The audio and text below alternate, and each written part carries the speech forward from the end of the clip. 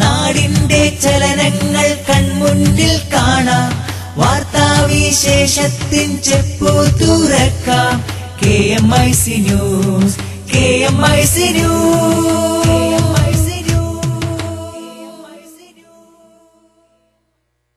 അസ്സലാമു അലൈക്കും വറഹ്മത്തുള്ളാഹി വബറകാതുഹു. Kerala Malabar Islamic class room പ്രേക്ഷകർക്കും ഓൺലൈൻ റേഡിയോ ശ്രോതാക്കൾക്കും KMIC ന്യൂസ് ടൈമിലേക്ക് സ്വാഗതം. വാർത്തകൾ വായിക്കുന്നത് ജലീൽ മടവൂർ. പ്രധാന വാർത്തകൾ. MA ബേബി MLA സ്ഥാനം രാജിവെക്കേണ്ടതില്ലെന്ന് CPM general secretary Prakash Karat. Swiss ബാങ്കിൽ കള്ളപ്പണം നിക്ഷേപിച്ച ഇന്ത്യക്കാരുടെ പട്ടിക കൈമാറുമെന്ന് സ്വിസ് ബാങ്ക്. കോഴിക്കോട് ജില്ലയിൽ H1N1 പനി പടരുന്നു. 6 മാസത്തിനിടെ 12 പേർക്ക് പനി സ്ഥിരീകരിച്ചു. ചക്കക്കള്ളനെ തേടി ഡൽഹി പോലീസ് പ്രത്യേക അന്വേഷണ സംഘം രൂപീകരിച്ചു. IAS ഉദ്യോഗസ്ഥർ തമ്മിലുള്ള ചേരിതിരിവ് പരിഹരിക്കുമെന്ന് മുഖ്യമന്ത്രി ഉമ്മൻചാണ്ടി. കോട്ടയത്ത് നിന്നും ഒരു ഞെട്ടിപ്പിക്കുന്ന വാർത്ത. മകൻ അമ്മയെ ലൈംഗികമായി പീഡിപ്പിച്ചു. മൊറോക്കോയിൽ അവധിക്കാലം ചെലവഴിച്ച് മടങ്ങിയ സൗദി ഭരണാധികാരി അബ്ദുള്ള രാജാവ് ഈജിപ്ത് സന്ദർശിച്ചു. ഇറാഖിൽ തീവ്രവാദി ആക്രമണം തുടരുന്നു. തീവ്രവാദികൾ ബഗ്ദാദിന് 100 കിലോമീറ്റർ അകലെ. അറേബ്യൻ ഉപഭൂഖണ്ഡം പൊരിഞ്ഞ ചൂടിലേക്ക് വഴുതുമ്പോൾ സലാല മഴക്കാലത്ത് വരവേൽക്കാനൊരുങ്ങുന്നു. മസ്ജിദ് കോൺഫറൻസ് ഈ മാസം 24-ന് മർക്കസിൽ. റമദാൻ ക്യാമ്പയിനിന് മർക്കസിൽ തുടക്കമായി. ദുബായ് അന്താരാഷ്ട്ര ഹോളി ഖുർആൻ അവാർഡ് ഖമറുൽ ഉലമയും പേരോട് ഉസ്താദും സംബന്ധിക്കും. കാസർകോട്ട് റമദാൻ പ്രഭാഷണ പരമ്പര ജൂലൈ 5 മുതൽ. SYS റമദാൻ ക്യാമ്പയിൻ ഉദ്ഘാടനം ഈ മാസം 27-ന്. വാർത്തകൾ വിശദമായി. MA ബേബി MLA സ്ഥാനം രാജിവെക്കേണ്ടതില്ലെന്ന് CPM general secretary Prakash Karat. തിരഞ്ഞെടുപ്പ് തോൽവി അപ്രതീക്ഷിതമാണെന്നും അദ്ദേഹം പറഞ്ഞു. രാജിവെക്കേണ്ടെന്ന പാർട്ടി തീരുമാനം ബേബി അംഗീകരിച്ചിട്ടുണ്ട്. മറ്റ് സംസ്ഥാനങ്ങളിലും നേട്ടമുണ്ടാക്കാൻ കഴിഞ്ഞിട്ടില്ലെന്നും അദ്ദേഹം പറഞ്ഞു. സംസ്ഥാന സമിതിയിലാണ് കാരാട്ട് ഇക്കാര്യം പറഞ്ഞത്.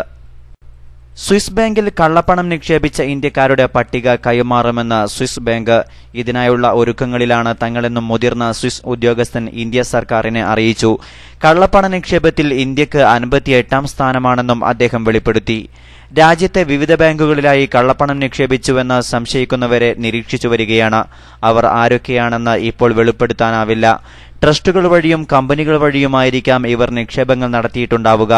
കള്ളപ്പണത്തെക്കുറിച്ച് അന്വേഷിക്കുന്നതിനായി ഇന്ത്യ ചുമതലപ്പെടുത്തിയ പ്രത്യേക അന്വേഷണ സംഘത്തിന് സാധ്യമാവുന്ന സഹായങ്ങൾ നൽകുമെന്നും സ്വിസ് ഉദ്യോഗസ്ഥർ അറിയിച്ചു.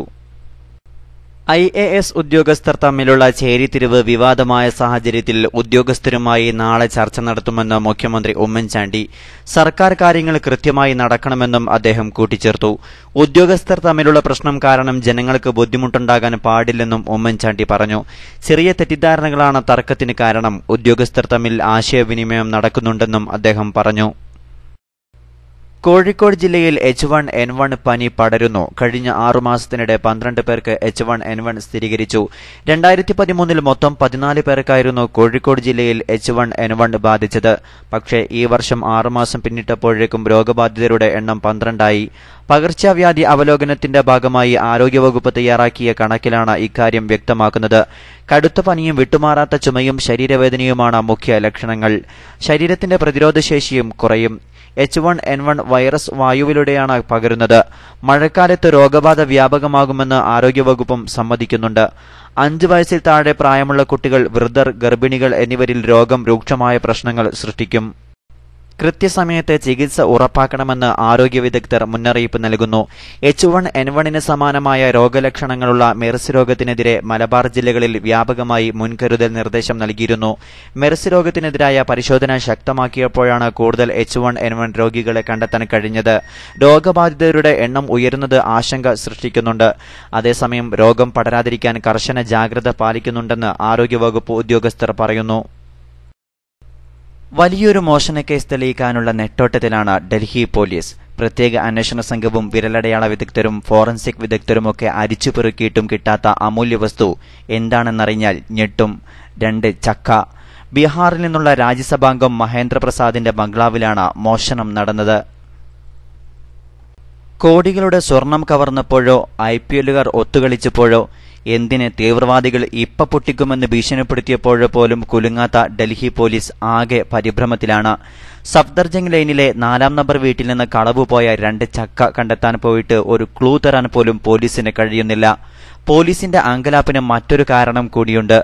ഈ വീട്ടിലെ താമസക്കാരൻ ചില്ലറക്കാരനല്ല. രാജ്യസഭയിലെ ഏറ്റവും സമ്പന്നനായ 2ാമത്തെ MP ഡോക്ടർ മഹേന്ദ്രപ്രസാദാണ് ഗൃഹനാഥൻ. 9 ചക്കയുണ്ടായിരുന്ന പ്ലാവിൽ നിന്ന് 2 കാണാതായപ്പോൾ MPയുടെ PA ഉടൻ പോലീസിനെ അറിയിച്ചു. ഓടിയെത്തിയ പോലീസ് ചക്ക കണ്ടെത്താൻ പ്രത്യേക അന്വേഷണ സംഘമുണ്ടാക്കി.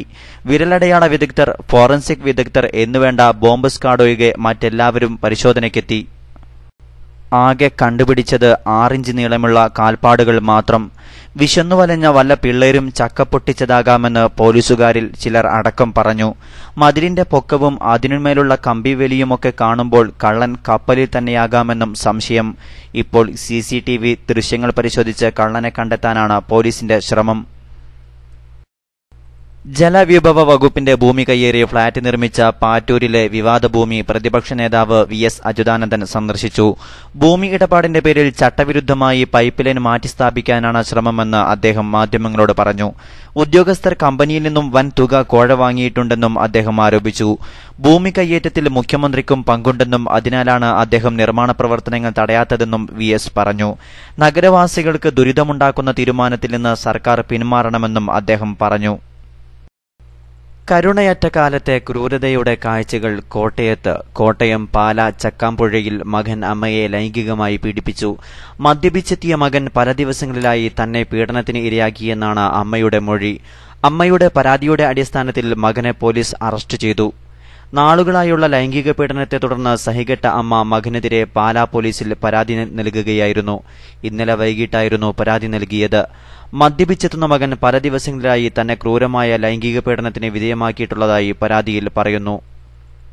പീഡനശ്രമത്തെ തുടർന്ന് പലപ്പോഴും വീട്ടിൽ നിന്ന് നിലവിളിച്ച് പുറത്തേക്കോടിയിട്ടുള്ള തന്നെ പറമ്പിൽ വെച്ച് മർദ്ദിക്കുകയും തുടർന്ന് പീഡിപ്പിക്കുകയും ചെയ്തിട്ടുള്ളതായി പരാതിയിൽ പറയുന്നു. പരാതി ലഭിച്ച ഉടൻ പോലീസ് മകനെതിരെ കേസ് രജിസ്റ്റർ ചെയ്തു. തുടർന്ന് ചക്കാമ്പുഴയിലെ വീട്ടിൽ നിന്ന് ഇന്നു രാവിലെയാണ് മകനെ അറസ്റ്റ് ചെയ്തത്.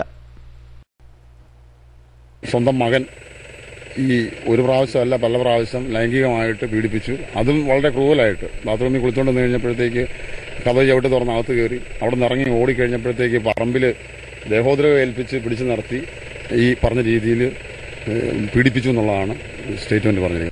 മകന്റെ പീഡനത്തെക്കുറിച്ച് മദ്യപാനിയായ ഭർത്താവിനോട് പറഞ്ഞപ്പോൾ മകന് വഴങ്ങിക്കൊടുക്കണം എന്നായിരുന്നു മറുപടിയെന്ന് പോലീസിന് ലഭിച്ച പരാതിയിൽ പറയുന്നു. സംഭവത്തെക്കുറിച്ച് നാട്ടുകാർക്ക് അറിവുണ്ടായിരുന്നെങ്കിലും മകന്റെയും അമ്മയുടെയും വിഷയത്തിൽ ഇടപെടേണ്ട എന്ന നിലപാട് എടുക്കുകയായിരുന്നു. വൈദ്യപരിശോധന ഉൾപ്പെടെയുള്ള നടപടിക്രമങ്ങൾ പൂർത്തിയാക്കി പ്രതിയെ വീട്ടിലെത്തിച്ച് തെളിവെടുപ്പ് നടത്തി. ഇറാഖ് സിറിയ അതിർത്തിയിലെ തന്ത്രപ്രധാനമായ ഖയ്യം നഗരം തീവ്രവാദികൾ പിടിച്ചെടുത്തു. ഇതോടെ പടിഞ്ഞാറൻ ഇറാഖും തീവ്രവാദികളുടെ നിയന്ത്രണത്തിലേക്ക് നീങ്ങുകയാണ്. തീവ്രവാദികളെ നേരിടാൻ ആയുധവുമായി ഷിയ വിഭാഗം രംഗത്തെത്തിയതോടെ ഇറാഖ് പ്രശ്നം കൂടുതൽ സങ്കീർണമായി. 30 സൈനികരെ വധിച്ചാണ് ഖയ്യം നഗരത്തിന്റെ നിയന്ത്രണം ISIS തീവ്രവാദികൾ പിടിച്ചെടുത്തത്. ഇതോടെ പടിഞ്ഞാറൻ ഇറാഖിന്റെ നിയന്ത്രണം പൂർണ്ണമായും തീവ്രവാദികളുടെ കൈവശമെത്താൻ സാധ്യത കൂടി. ബഗ്ദാദ് നഗരത്തെ പടിഞ്ഞാറു നിന്ന് ആക്രമിക്കുന്നതിനുള്ള സാധ്യതയും തുറന്നു. ഖയ്യം നഗരത്തിന്റെ നിയന്ത്രണം കൈവശപ്പെടുത്തിയതോടെ തീവ്രവാദികൾക്ക് ആയുധ നീക്കവും സുഗമമായി. ബഗ്ദാദിൽ നിന്ന് 100 കിലോമീറ്റർ അകലെയാണ് തീവ്രവാദികൾ ഇപ്പോഴുള്ളതെന്നാണ് സൂചന. യൂഫ്രട്ടീസ് നദീതീരവും തീവ്രവാദികളുടെ കൈവശമെത്തി. നദീതീരത്തുള്ള റാവ, അനെ എന്നീ പട്ടണങ്ങളും അവർ പിടിച്ചെടുത്തു. സിറിയൻ അതിർത്തി മുതൽ ബഗ്ദാദ് വരെ തീവ്രവാദികളുടെ നിയന്ത്രണത്തിലാകുന്ന സാഹചര്യത്തിലാണ് ഇപ്പോഴുള്ളത്. ബെയ്ജിയിൽ എണ്ണ ശുദ്ധീകരണശാലയുടെ നിയന്ത്രണത്തിനായി കടുത്ത യുദ്ധം നടക്കുകയാണെന്ന് ഇറാഖ് ഭരണകൂടം സ്ഥിരീകരിച്ചു.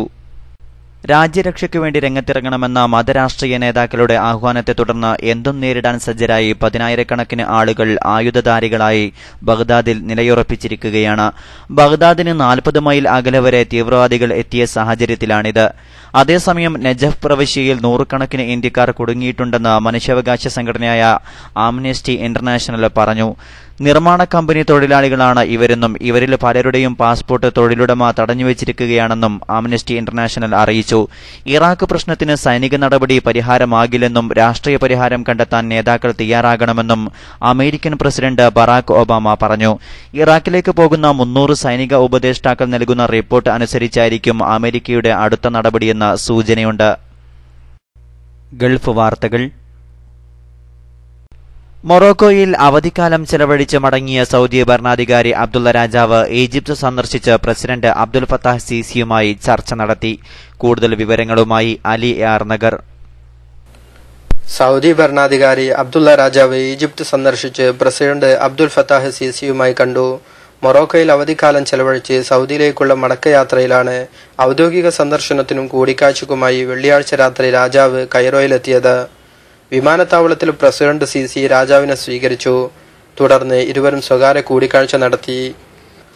അബ്ദുള്ള രാജാവിനെ അത്യുന്നതനായ അറബ് ഭരണാധികാരി എന്ന് വിശേഷിപ്പിച്ച സീസി ഈജിപ്തിനോട് സൗദി പുലർത്തുന്ന പ്രത്യേക സ്നേഹത്തിന് നന്ദി പറഞ്ഞു.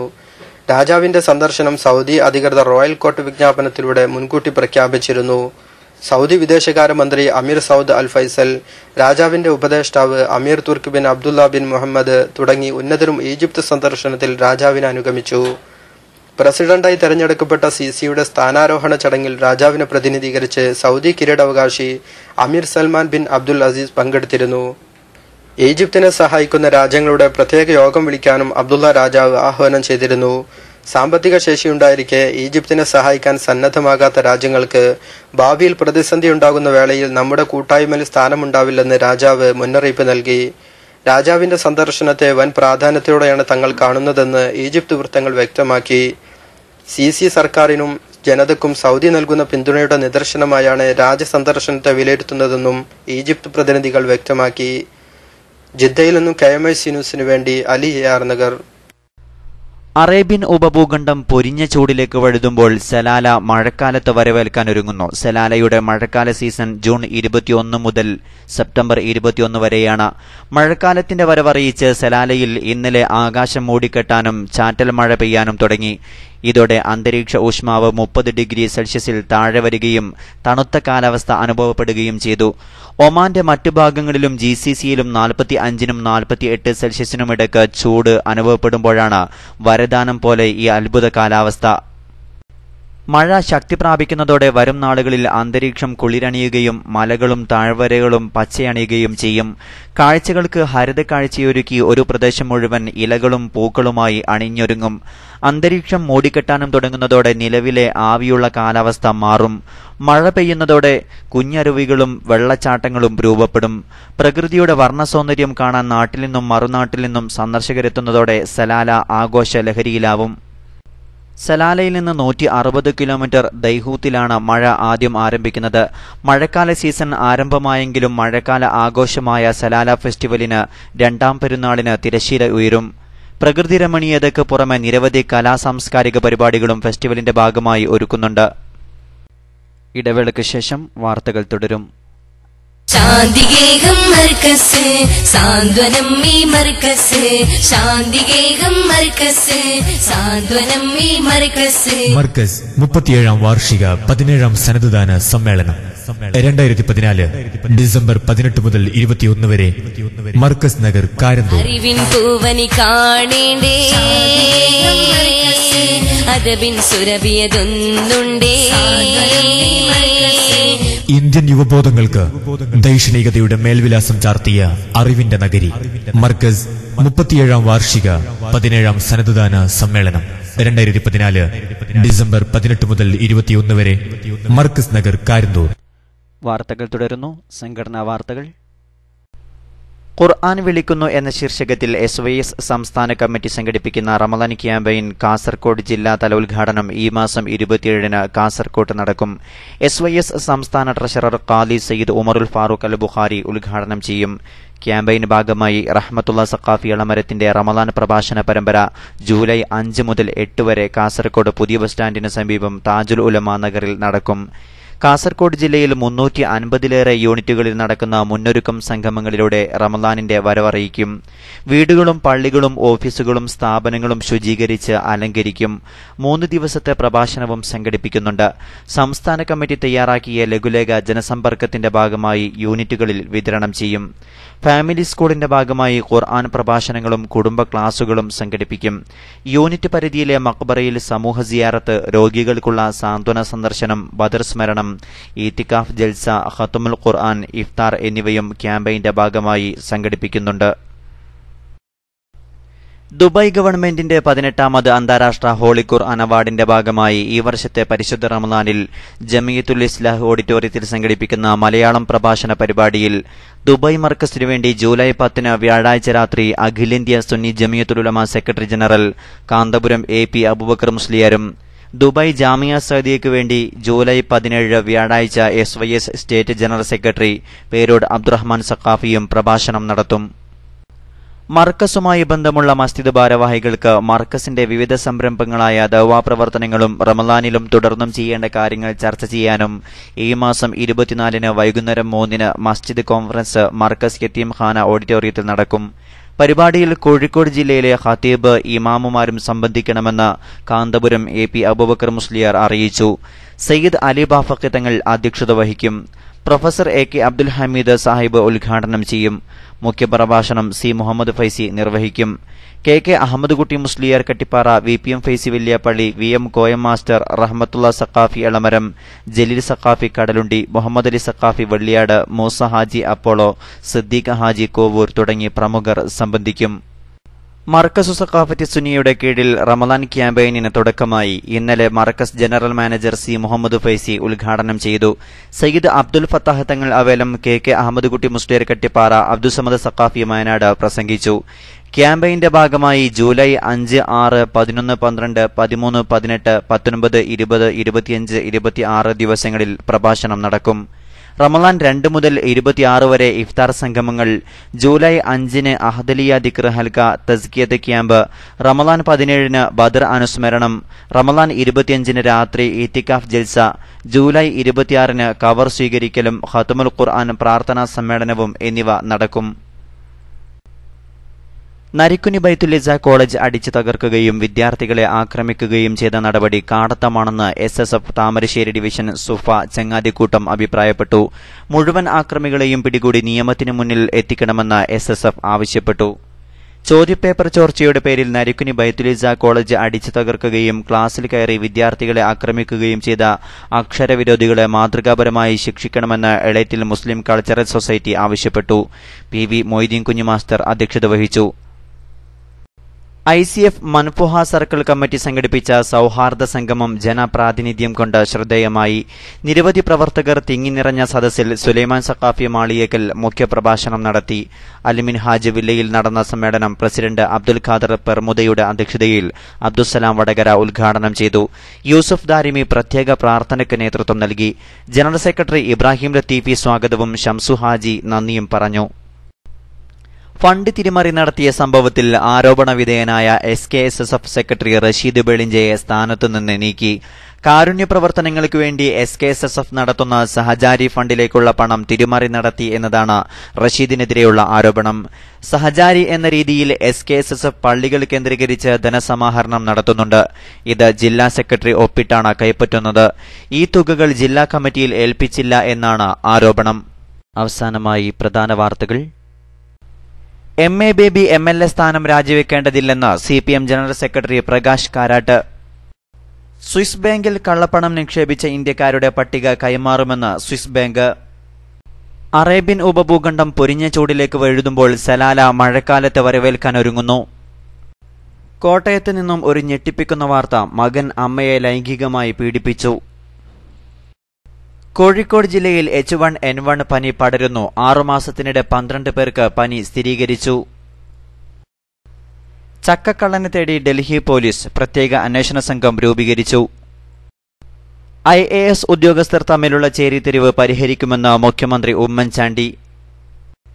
മൊറോക്കോയിൽ അവധിക്കാലം ചെലവഴിച്ച് മടങ്ങിയ സൗദി ഭരണാധികാരി അബ്ദുള്ള രാജാവ് ഈജിപ്ത് സന്ദർശിച്ചു.